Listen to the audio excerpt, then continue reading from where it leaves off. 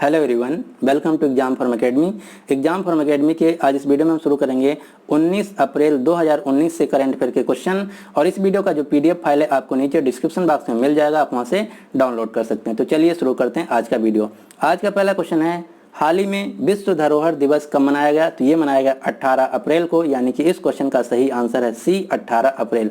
और इसी को दूसरे नाम से जाना जाता है अंतर्राष्ट्रीय स्मारक और स्थल दिवस, और इसको इंग्लिश में बोला जाता है वर्ल्ड हेरिटेज साइट, तो वर्ल्ड हेरिटेज डे। तो किसी नाम से भी एग्जाम में पूछा जा सकता है। तो इस साल का जो अंतर्राष्ट्रीय या विश्व धरोहर दिवस था, जिसका दूसरा नाम है अंतर्राष्ट्रीय स्मारक और स्थल दिवस, इसका थीम था रूरल लैंडस्केप। तो ये आपको विषय भी इसका याद रखना है। अब मैं आपको क्वेश्चन बताता हूं कुछ एग्जाम में जो पूछे जाते हैं। पहला क्वेश्चन पूछा जाता है कि जो वर्ल्ड हेरिटेज साइट हैं इनको किसके द्वारा डिक्लेयर किया जाता है? तो इनको डिक्लेयर किया जाता है यूनेस्को के द्वारा। यूनेस्को का पूरा फुल फॉर्म है United Nations Educational Scientific and Cultural Organization. इसका मुख्यालय है फ्रांस की राजधानी पेरिस में, और इसकी जो वर्तमान में हेड हैं उनका नाम है एंड्रा एजोले।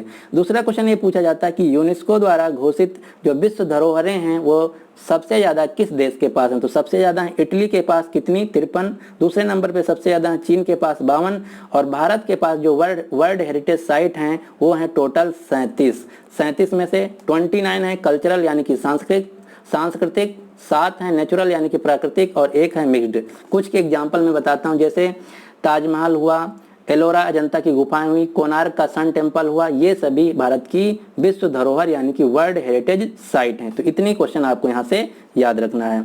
और कल मैं एक क्वेश्चन बताना भूल गया था, 17 अप्रैल को मनाया जाता है विश्व हीमोफीलिया दिवस। ये कल क्वेश्चन हमसे छूट गया था, तो आज हम कवर कर ले रहे हैं। तो आपको याद रखना है 17 अप्रैल को मनाया जाता है विश्व हीमोफीलिया दिवस। और इस साल का जो हीमोफीलिया दिवस था उसका थीम था reaching out the first step to care.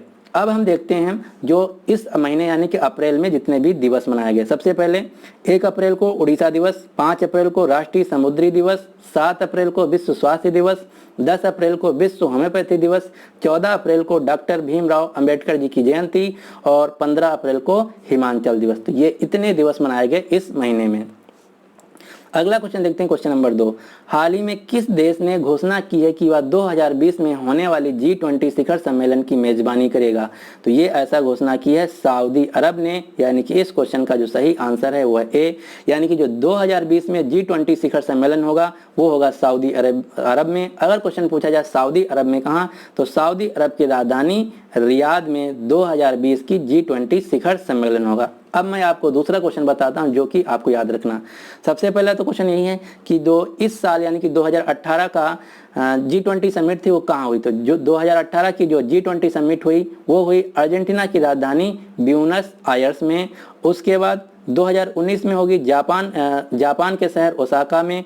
2020 में जो अभी भी डिक्लेयर किया गया सऊदी अरेबिया की राजधानी रियाद में, जो कि आपको याद रखना है, और 2021 में इटली में। और सबसे इम्पॉर्टेंट जो है वो है 2022 G20 की समिट जो है 2022 की, वो होगी भारत की राजधानी नई दिल्ली में। तो ये 2022, 2020, 2018 और 2019 ये सभी आपको याद रखना है।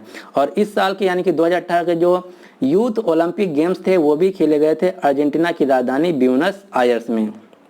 और अर्जेंटीना के एक फेमस खिलाड़ी, फुटबॉल खिलाड़ी लियोनेल मेसी। तो अगर क्वेश्चन पूछा जाए कि लियोनेल मेसी किस देश के हैं, तो ये हैं अर्जेंटीना देश के, जो कि फुटबॉल खिलाड़ी हैं। तो इस क्वेश्चन का जो सही आंसर है वो है ए, सऊदी अरेबिया।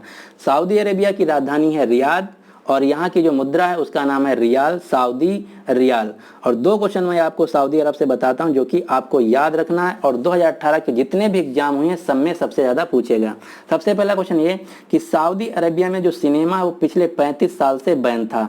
2018 में पहली बार सऊदी अरेबिया में सिनेमा घर खोले गए। तो क्वेश्चन ये है कि सबसे पहले सऊदी अरब में 35 साल बाद कौन सी फिल्म दिखाई गई? तो सबसे पहले जो फिल्म दिखाई गई वो थी हॉलीवुड की ब्लैक पैंथर। और दूसरा क्वेश्चन ये पूछा जाता है कि पहली भारत की फिल्म कौन दिखाई गई 35 साल बाद सऊदी अरेबिया में? तो पहली भारतीय जो फिल्म दिखाई गई थी वो थी साउथ इंडियन फिल्म काला।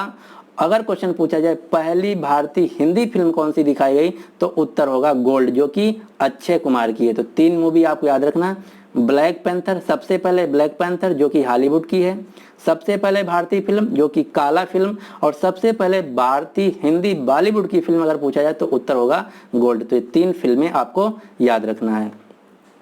अगला क्वेश्चन देखते हैं, क्वेश्चन नंबर 3। हाल ही में नेपाल ने अपना पहला सफलतापूर्वक उपग्रह किस देश से लॉन्च किया है?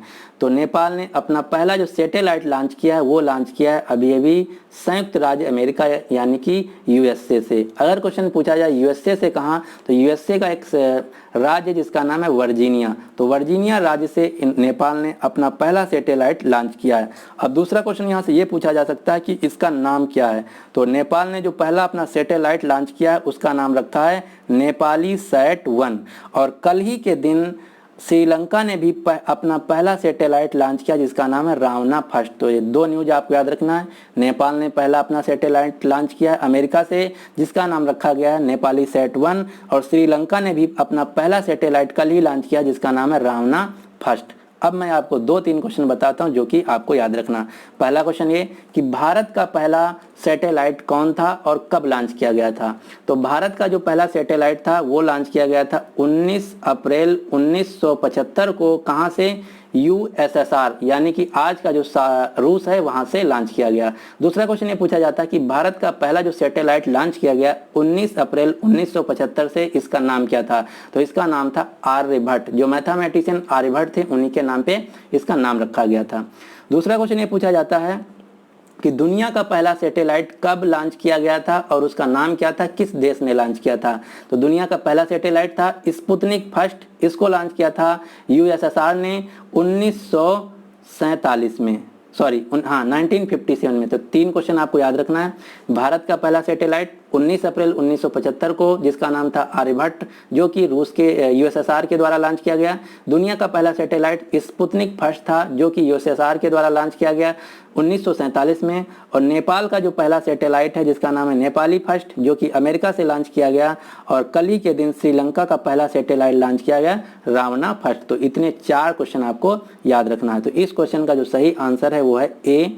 नेपाल जो देश है इसकी राजधानी है काठमांडू, और काठमांडू में ही है सार्क ग्रुप का मुख्यालय। और 2018 का जो बिम्स्टेक समिट हुआ था वो हुआ था नेपाल की राजधानी काठमांडू में, और 2019 का जो बिम्स्टेक समिट होगा वो होगा श्रीलंका में। नेपाल के जो प्रधानमंत्री हैं उनका नाम है खड़गा प्रसाद ओली, केपी शर्मा ओली, और यहाँ के जो राष्ट्रपति हैं उनका नाम है विद्या देवी भंडारी। तो इतने क्वेश्चन आपको यहाँ से याद रखना है। एक क्वेश्चन और आपको याद रखना, नेपाल में जो माउंट एवरेस्ट है, तो माउंट एवरेस्ट पे जो टूरिस्ट लोग जाते हैं उसको देखने, तो वहाँ पे कचरा जमा होता जा रहा है। तो उसी को कचरा को कम करने के लिए नेपाल ने एक नया तरीका लॉन्च किया है। या तो माउंट एवरेस्ट पे नेपाल बनाएगा इको फ्रेंडली शौचालय। ये भी क्वेश्चन आपको याद रखना है। अगला क्वेश्चन देखते हैं, क्वेश्चन नंबर 4। हाल ही में लचीला शहर एशिया पैसिफिक जिसको इंग्लिश में बोला जाता है रेजिलियंट सिटीज एशिया पैसिफिक 2019 का सम्मेलन किस शहर में आयोजित किया गया? तो ये आयोजित किया गया नई दिल्ली में। अब ये क्या है आपको मैं बताता हूँ। जैसे अब क्या है, देश मॉडर्न हो रहा है, चीज़ें बदल रही, तो उसी हिसाब से शहर को कैसा ढाला जाए, कैसे नए कानून लाए जाएं, कैसे नई चीज़ें बनाई जाएं, उसी लिए एक समिट किया गया है। तो ये कहाँ किया गया? ये किया गया नई दिल्ली में। जो टोक्यो है ये जापान की राजधानी है। यहाँ पे 2020 के ओलंपिक खेल खेले जाएंगे। सिंगापुर एशिया का देश है, इसकी राजधानी सिंगापुर है। तो इस क्वेश्चन का जो सही आंसर है वो है ए। अगला क्वेश्चन, क्वेश्चन नंबर 5। हाल ही में भारत का पहला यूपीआई एकीकृत व्यापक वित्तीय सेवा ऐप बन गया है। तो ये बन गया है ईटी मनी। अब मैं आपको बताता हूँ इसका मतलब क्या है। इसका मतलब ये है कि जो ईटी मनी ऐप है ये भारत का पहला ऐप बन गया जो कि first comprehensive financial service app to integrate with UPI. जो म्यूचुअल फंड होता है उसको और जो फाइनेंशियल सर्विस होता है ये दोनों को मर्ज करने वाला भारत का पहला ऐप बना है ईटी मनी। तो अगर आप म्यूचुअल फंड में पैसा लगाते हैं और आप फाइनेंशियल ट्रांजैक्शन करते हैं तो दोनों अब कर पाएंगे ईटी मनी ऐप के थ्रू, और ये ऐसा करने वाला भारत का पहला ऐप बन गया है। ईटी मनी जो ऐप है ये टाइम्स ग्रुप जो कंपनी है उसका ऐप है। तो इस क्वेश्चन का सही आंसर है ए।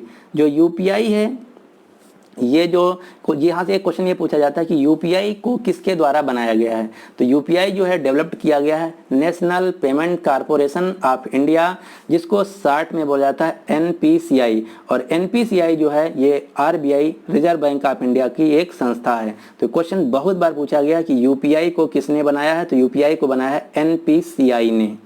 और एक न्यूज आपको फोन पे से याद रखना, फोन पे जो ऐप है इसकी ओनर कंपनी जो है वो है फ्लिपकार्ट की जो ओनर कंपनी है वो है वॉलमार्ट।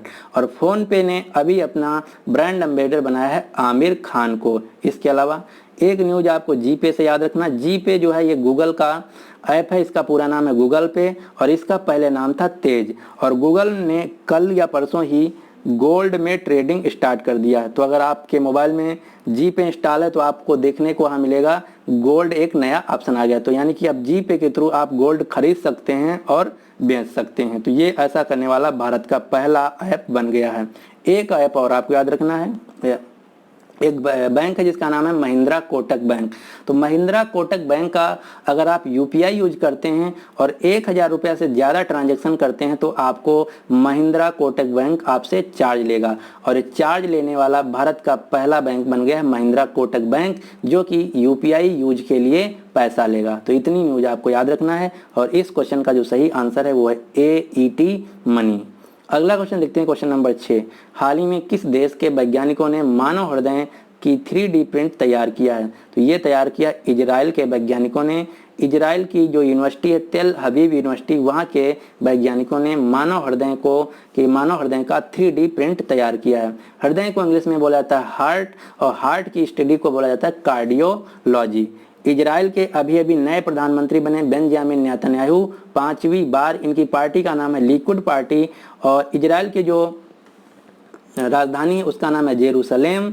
और यहाँ जो भाषा बोली जाती है उसका नाम है हिब्रू और यहाँ की जो मुद्रा है वो है न्यू शकेल। और 2 क्वेश्चन इजराइल से और आपको याद रखना है वो कौन कौन से हैं। पहला तो क्वेश्चन ये पूछा जाता है कि इजराइल की जो पार्लियामेंट यानी कि जो संसद है उसका क्या नाम है। तो इजराइल की संसद का नाम है किनेसेट और यहाँ की जो गुप्तचर एजेंसी यानी कि इंटेलिजेंस एजेंसी उसका नाम है मोसाद। और एक न्यूज और आपको इजराइल से याद रखना है, 2 न्यूज। पहला न्यूज, इजराइल में अभी दुनिया की सबसे लंबी साल्टी लेक यानी कि लवड़ी गुफा की खोज की गई है। इसके अलावा एक संस्था है जिसका नाम है यूनेस्को, जो मैं पहले क्वेश्चन में बता चुका हूं।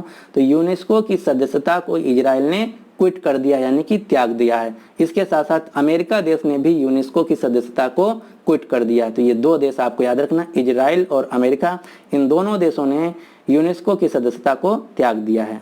अगला क्वेश्चन, क्वेश्चन नंबर 7। हाल ही में टाइम मैगजीन के द्वारा जारी 2019 के 100 प्रभावशाली लोगों की लिस्ट में कितने भारतीयों का नाम शामिल है? तो इनमें से 3 भारतीयों का नाम शामिल है 100 में से। वो कौन कौन से हैं? पहले तो रिलायंस इंडस्ट्रीज के मालिक मुकेश अंबानी और 2 औरतें हैं, वो कौन कौन सी हैं? अरुंधति काटजू और मेनका गोस्वामी। जो LGBTQ केस था उस केस को जो लड़ रही थी वो थी अरुंधति काटजू और मेनका गुरुस्वामी। इनको भी टाइम मैगजीन के द्वारा भारत पूरी दुनिया की 100 प्रभावशाली व्यक्तियों में से शामिल किया। तो ये टोटल आंसर है 3। ये हैं 3 व्यक्ति, कौन कौन से? मुकेश अंबानी, अरुंधति काटजू, मेनका गुरुस्वामी। अब मैं आपको क्वेश्चन बताता हूँ। हाँ, एक क्वेश्चन और आपको याद रखना। एक दूसरी मैगजीन है जिसका नाम है फोर्ब्स मैगजीन। तो फोर्ब्स मैगजीन के अनुसार एशिया और भारत के जो सबसे अमीर व्यक्ति हैं वो हैं मुकेश अंबानी और पूरी दुनिया के फोर्ब्स मैगजीन के अनुसार जो धनी व्यक्ति हैं वो हैं जेफ बेजास, जिनकी कंपनी का नाम है Amazon.com। तो ये 2 क्वेश्चन और आपको याद रखना। हाँ, एक क्वेश्चन और। क्वेश्चन ये है कि पिछले साल अगर आप सितंबर से लेके जनवरी फरवरी तक की कोई भी एग्जाम उठा के देख लीजिए, उसमें एक क्वेश्चन सबसे ज़्यादा पूछा गया था। क्यों क्वेश्चन पूछा गया था इसका रीजन मैं बताता हूँ। जो टाइम मैगजीन है ये दुनिया की बहुत बड़ी प्रतिष्ठित मैगजीन है और बहुत बड़ी मैगजीन है। तो टाइम मैगजीन पिछले साल 2018 में सितंबर में बिक गई थी और इसको जो खरीदने वाले व्यक्ति थे वो थे मार्क बेनवाइफ। ये जो आप फोटो देख रहे हैं ये है मार्क बेनॉइफ। तो क्वेश्चन कैसे पूछा गया था, और मार्क बेनॉइफ की एक दूसरी कंपनी है जिसका नाम है salesforce.com। तो क्वेश्चन ये पूछा गया था सबसे ज्यादा कि salesforce.com के CEO कौन हैं। तो salesforce.com के जो CEO हैं वो है मार्क बेनॉइफ। अगर क्वेश्चन पूछा जाए टाइम मैगजीन के ओनर कौन है, मालिक कौन है, तब भी आंसर होगा मार्क बेनॉइफ, क्योंकि पिछले साल टाइम मैगजीन को मार्क बेनॉइफ ने खरीद लिया था। तो ये क्वेश्चन पिछली बार बहुत ज़्यादा पूछा गया था एग्जाम में कि salesforce.com के CEO कौन हैं। तो इसके CEO हैं मार्क बेनॉइफ। और क्यों पूछा गया था, क्योंकि इन्होंने टाइम मैगजीन को खरीद लिया है पिछले साल। अगला क्वेश्चन, क्वेश्चन नंबर 8, हाल ही में किस शहर के सभी पेट्रोल पंप पूरी तरह से कैशलेस हो गए, यानी कि यहाँ पे अब कोई नकदी ट्रांजैक्शन नहीं होगा। तो ये हो गए हैं असम के गुवाहाटी शहर के, यानी कि इस क्वेश्चन का सही आंसर है बी। और गुवाहाटी का जो रेलवे स्टेशन है उसको अभी अभी दिया गया है ISO सर्टिफिकेट। इसके अलावा गुवाहाटी का जो रेलवे स्टेशन है वो भारत का पहला रेलवे स्टेशन बन गया है जो कि 100% सोलर पावर से चलेगा। और गुवाहाटी में ही अभी अभी हुआ था राष्ट्रीय बैडमिंटन चैंपियनशिप, जिसमें पुरुषों में जीती थी साइना नेहवाल और महिलाओं में जीती थी साइना नेहवाल और पुरुषों में जीते थे सौरभ वर्मा। सौरभ के नाम से 3 खिलाड़ी हैं। कौन कौन से? पहला तो सौरभ वर्मा जो कि बैडमिंटन खिलाड़ी हैं, दूसरा सौरभ घोषाल जो कि कोलकाता से हैं, स्क्वैश खिलाड़ी हैं, तीसरा सौरभ चौधरी जो कि शूटर हैं उत्तर प्रदेश से। ये 2 क्वेश्चन आपको याद रखना है। तो 2018 का जो 19 का राष्ट्रीय बैडमिंटन चैंपियन हुआ है वो गुवाहाटी शहर में आयोजित किया गया। महिलाओं में जीती साइना नेहवाल और पुरुषों में जीते हैं सौरभ वर्मा। इसके अलावा जो गुवाहाटी है ये असम का शहर है। असम की राजधानी दिसपुर है। यहाँ के जो मुख्यमंत्री उनका नाम सर्बानंद सोनोवाल है और असम के जो राज्यपाल हैं उनका नाम है जगदीश मुखी। असम राज्य ने तीन योजनाएं अभी लॉन्च की। पहला तो आई हेल्प इनिशिएटिव, दूसरा एना जोरी स्कीम। ये दोनों स्कीम जो हैं इलेक्शन कमीशन ने लॉन्च किया है। और एक स्कीम आपको याद रखना असम राज्य से, कौन सी? प्रणाम स्कीम। प्रणाम शायद मैं फुल फॉर्म भी यहाँ लिख रखा हूँ। प्रणाम का फुल फॉर्म है parents responsibility and norms for accountability and monitoring. ये भारत की एक ऐसी योजना है जो किसी राज्य में नहीं है, ये सिर्फ असम में लागू की गई। इसमें क्या होगा, अगर कोई भी व्यक्ति असम राज्य का है और सरकारी नौकरी करता है और वो अपने बूढ़े माता पिता को किसी भी प्रकार का फाइनेंशियल या इकोनॉमिकल परेशानी देता है और अगर माता पिता जाके शिकायत कर देते हैं तो उस आदमी के वेतन से कुछ परसेंटेज हर महीने सरकार काट लेगी। ये है प्रणाम स्कीम और ये ऐसी स्कीम लॉन्च करने वाला भारत का पहला राज्य बना है असम। तो ये स्कीम बहुत ज़्यादा न्यूज में है, तो आपको याद रखना प्रणाम स्कीम जो है ये चलाई गई असम राज्य द्वारा। अगला क्वेश्चन, क्वेश्चन नंबर 9, हाल ही में भार्गवी और अनुष्का रेड्डी का निधन हो गया। ये कौन थी? तो ये बहुत बड़ी दुखद घटना है। ये तेलुगु इंडस्ट्री की टीवी एक्ट्रेस थी। ये कल या शायद परसों 4 व्हीलर से जा रही थी तो इनका रोड एक्सीडेंट में दोनों लोगों का निधन हो गया। तो आपको याद रखना है भार्गवी और अनुष्का रेड्डी जो थी ये थी टीवी एक्ट्रेस तेलुगु इंडस्ट्री की। अगला क्वेश्चन देखते हैं, क्वेश्चन नंबर 10 और इस वीडियो का आखिरी क्वेश्चन। क्वेश्चन ये है कि हाल ही में जारी रिपोर्ट के अनुसार 2018 में जो एडीबी बैंक है इसके द्वारा सर्वाधिक लोन किस देश को दिया गया? तो एडीबी बैंक के द्वारा 2018 में सबसे ज़्यादा जो लोन दिया गया है वो दिया गया है भारत देश को। एडीबी जो बैंक है इसमें 69 देशों का हिस्सा है। तो इस साल जो सबसे ज़्यादा दिया गया लोन वो दिया गया भारत को। एडीबी बैंक का मुख्यालय फिलीपींस की राजधानी मनीला में और एडीबी बैंक के जो हेड हैं उनका नाम है ताकेहिको नकाओ और ताकेहिको नकाओ जो हैं जापान देश के हैं। अब मैं एक क्वेश्चन बताता हूँ। जो एडीबी बैंक का मुख्यालय फिलीपींस की राजधानी मनीला में। फिलीपींस की एक मॉडल है जिनका नाम आपको याद रखना है, इनका नाम है कैटरियोना ग्रे। कैटरियोना ग्रे, जो कैटरियोना ग्रे हैं ये 2018 का जो मिस यूनिवर्स का खिताब है इन्होंने जीता था। तो ये हैं फिलीपींस की। और 2018 का जो मिस वर्ल्ड का खिताब जीती थी उनका नाम है वनेसा पोंस और ये हैं मेक्सिको देश से। तो ये 2 नाम आपको याद रखना है। 2018 की जो मिस वर्ल्ड थी उनका नाम है वनेसा पोंस जो कि मेक्सिको देश की हैं और 2018 की जो मिस यूनिवर्स हैं उनका नाम है कैटरियोना ग्रे जो कि फिलीपींस देश से हैं और फिलीपींस एशिया का एक देश है। तो इतने क्वेश्चन आपको याद रखने हैं। तो इस वीडियो को आज यहीं पे हम समाप्त करते हैं, फिर कल मिलते हैं आपको सुबह 5 बजे। अब आपके लिए क्वेश्चन क्या है, हाल ही में स्ट्रीट चाइल्ड क्रिकेट वर्ल्ड में टीम इंडिया की सद्भावना दूत यानी कि ब्रांड एम्बेसडर किसे नियुक्त किया गया है? तो इस क्वेश्चन का जो सही आंसर है आपको नीचे कमेंट बॉक्स में देना होगा। तो उम्मीद करते हैं डेली की तरह आज भी कुछ आपको नया सीखने को मिला होगा। अगर आपको कुछ नया सीखने को मिला और वीडियो अच्छा लगा तो प्लीज़ इस वीडियो को ज़्यादा से ज़्यादा लाइक कर दीजिए और अपने सभी दोस्तों के साथ शेयर कर दीजिए। और अगर अभी तक हमारे चैनल एग्जाम फॉर्म अकेडमी को सब्सक्राइब नहीं किए तो इसको सब्सक्राइब कर लीजिए और साथ ही जो आपको नोटिफिकेशन बेल दिख रहा है इसको जरूर प्रेस कर लीजिए, वरना आपको जो टाइम पे नोटिफिकेशन नहीं मिलेगा और आपका वीडियो मिस हो जाएगा। So finally thanks for watching and good luck for your exam.